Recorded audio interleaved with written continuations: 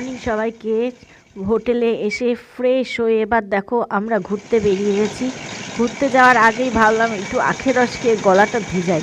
গলাটা ভিজিয়ে তারপর টিফিনও আমাদের হয়ে গেছে। হয়ে তারপর আমরা সাইট সিনগুলো দেখব, একটা টোটো বুক করব, করে সাইট সিনগুলো দেখে নেব। অমর্ত্য সেনের বাড়ি ভেতরে ঢুকতো না, আমরা বাইরে থেকে। এগুলো সব বাইরে থেকে। আর দাদার পরিচয়টা দিন। দাদার নাম কি? আমার নাম সুকুমার। আচ্ছা, দাদার নাম সুকুমার। দাদার বাড়ি তো এখানেই নাকি? না, বাড়ি আমার একটু গ্রাম সাইডে। আচ্ছা, গ্রাম সাইডে। দাদার এখানে করবেন, টিফিন করবেন। আচ্ছা, দাদার হচ্ছে এখানটা আসলে আপনার দাদার কাছ দিয়ে টোটো পেয়ে যাবেন এবং দাদা সব জায়গায় ঘুরিয়ে নেবে। এবং দাদার ফোন নাম্বারটা দাদা একটু বলে দিন তো। 9641 3255 69। ঠিক আছে। আচ্ছা দাদা, আমরা আজকে কোথায় কোথায় ঘুরবো তাহলে? আজ আমরা যাবো কঙ্কালীতলা, তারপর নদী। হ্যাঁ, তারপর যাবো শালবনি, পলাশবনি। হ্যাঁ, তারপর 14 একটা বুদ্ধ মূর্তি, সংস্কৃতি ভবন, সোনাঝুরি হাট। আর ডিয়ার পার্কটা বাদ দিয়ে দিলে। ডিয়ার পার্কে যাওয়া যায়। ডিয়ার পার্কটা এমনিতে হবে না, কারণ ডিয়ার পার্কে 100 টাকা টিকিট আছে, শুধু হরিণগুলো দেখার জন্য ভাড়া দিয়ে লাভ নেই। ঠিক আছে। আগেকার দিনে যে বইয়ের যে মানে শহর যে বইগুলো ছিল, হ্যাঁ, সেই মানে প্রথম আপনি যে পর্দাটা ছিল সেই পর্দা, এটা রবীন্দ্রনাথ নাম দিয়ে শুনতাম। প্রতিবার দিন ছুটির দিন এটা খুলে বলা হবে না, ছাত্রছাত্রীরা এটা প্রার্থনা জানায় 2 ঘন্টা করে। সেটা আপনি যেতে পারেন, নিজের পোশাকটা নিজে সাদা করে রাখেন। আর এটা আমার ডায়মন্ড কাঁচ দিয়ে তৈরি আছে, মানে এটা বেলজিয়াম কাঁচ দিয়ে। এই বাড়িটার মধ্যে আমার 16টা দরজা আছে। আচ্ছা, হ্যাঁ, এগুলো সব দরজা। উপাসনা গৃহ যাকে বলে, এইগুলো আমি ঢুকতে, এখানে তো আমি মানে খোলা থাকলেও ঢুকতে দেবে না এখানে। উপাসনার মধ্যে তাল গাছটা ভরা যেতে পারে। ওই যাবে, ওই যাবে। আর এই বাড়িটার নাম হচ্ছে তালধ্বজ বাড়ি।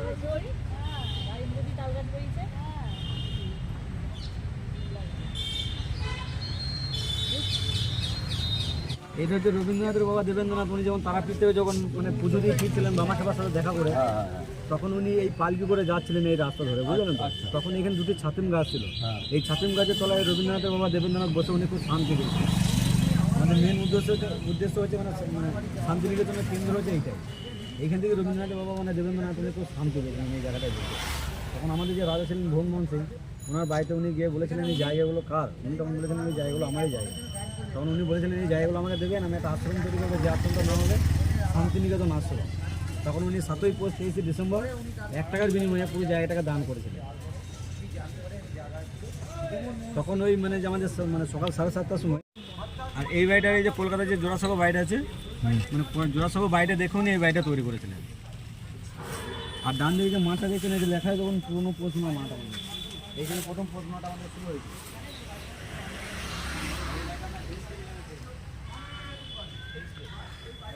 আর আমাদের এখানকার মানে কিছু ছাত্র মিলে এই মানে এই বাড়িটাকে বানিয়েছে, যে আমাদের বড় দেশের বাড়িগুলো কেমন হয় সেটা ওনারা নিজের হাতে মানে বানিয়ে যায়। আর এই যে পুরো জায়গাটা দেখছেন, এই জায়গাটার নাম হচ্ছে কলা ভবন। আর এই জায়গাটায় নন্দলাল বসুর মেলাটা হয়। এই যে নন্দন মেলা জায়গা। এইটা কার বাড়ি? কোনটা? এটা আপনার হল।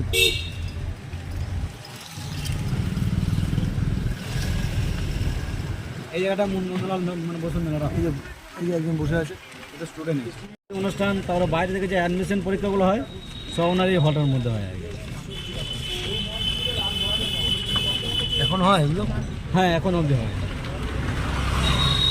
নাট্যগৃহ, নাট্যঘর, এই যে লেখা আছে বাঁ দিকে যে ছোট। এটা হলো অমর্ত্য সেনের বাড়ি, তার গেট। এটা হলো মেন গেট। আর ওই যে ভেতরে হলো বাড়ি, অনেকটা বেশ জায়গা জুড়ে, মানে বলা যায় বাগান বাড়ির মতনই। তো টোটো কাকুর কাছে শুনলাম যে উনি নাকি এই মুহূর্তে আছেন, ভেতরে আছেন। যাই হোক, আমাদের তো আর ঢোকা যাবে না। আর বাঁ দিকে যে স্ট্যাচুটা দেখছেন, এই যে স্ট্যাচুটা দেখুন, এই ছবিটার নাম হচ্ছে একটা গ্রাম ছাড়া রাঙামাটির পথ। এই ছবিটা না মানে যখন মানে আগেকার দিনে মানে একটা আদিবাসী মানে পরিবার বন্যায় ঘর বাড়ি ভেঙে গেছে, এক দেশ থেকে এক দেশ চলে যাচ্ছে, এটা বানিয়েছে। হ্যাঁ, এটা আগেকার দিনে আর কি, মানে আমাদের মানে অনেক বই আছে দেখুন। এটা মানে আগে মানে না, এটা বানিয়েছিলেন আমাদের রাম কিং করবে, বুঝেছিলাম হাতের কাজে বিখ্যাত। মানে এগুলো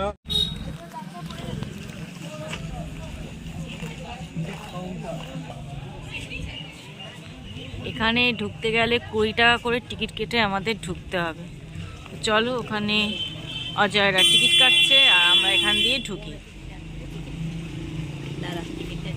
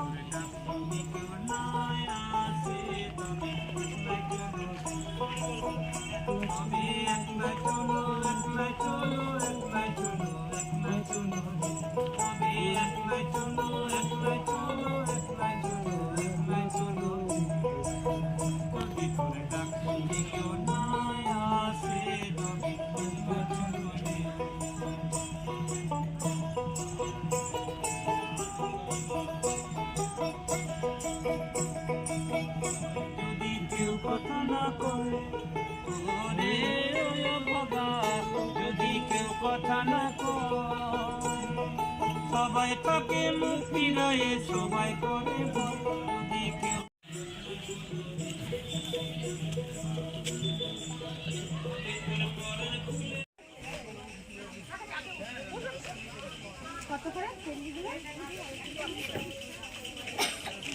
তুই কিনলি তিশা?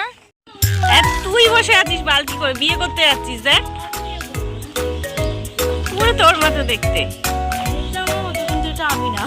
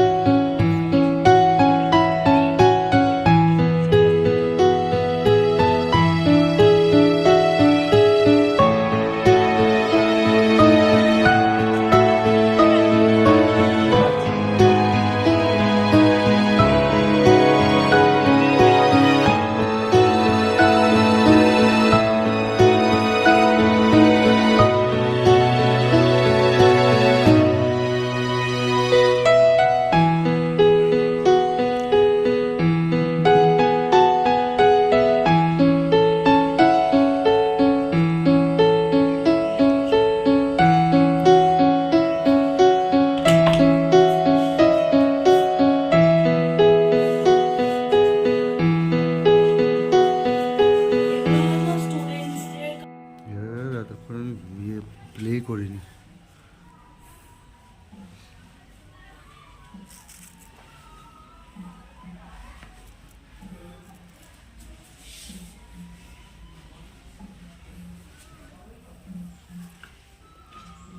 কেমন লাগছে এখানে ঘুরে? দারুণ দারুণ দারুণ, খুব সুন্দর। পরি কেমন লাগছে? শান্ত জায়গা, খুব ভালো। পরি তো খুব ভালো লেগেছে, খুব সুন্দর জায়গা। সুদীপ বলো, কেমন লাগছে? জায়গাটা খুবই তুই তো আর খুবই একবার ভালো। এসেছিস। আমি একবার এসেছিলাম ছোটবেলায়, এখন অনেক মনে ছোটবেলায় নেই। এসেছিল, আমিও কিন্তু তো আবার অনেক অনেকদিন বাদে আসলাম। জায়গাটা খুবই সুন্দর এবং খুবই ভালো লেগেছে। শান্ত, জায়গাটা খুব শিক্ষণীয় মনোরম এবং দর্শনীয়। সত্যি তাই। ভালো। বুঝছিস না ঠেকি?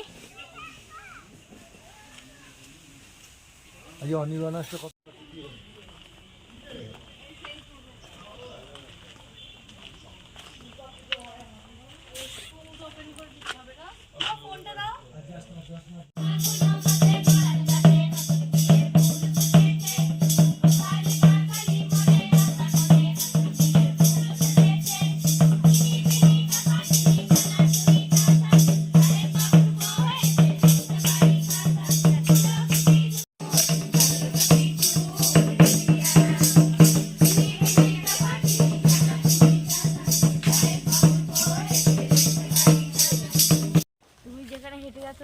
ডেড বডির ওপর দিয়ে হেঁটে যাচ্ছ, তোমার পেছনে তোমার পেছন পেছন একটা ভূত আসছে, বিপ্লবীরা।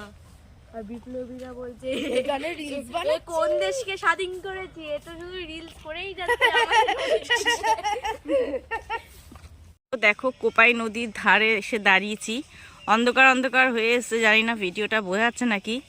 আর এখানে ওরা দেখো ভিডিও করছে। এটা হলো কোপাই নদী।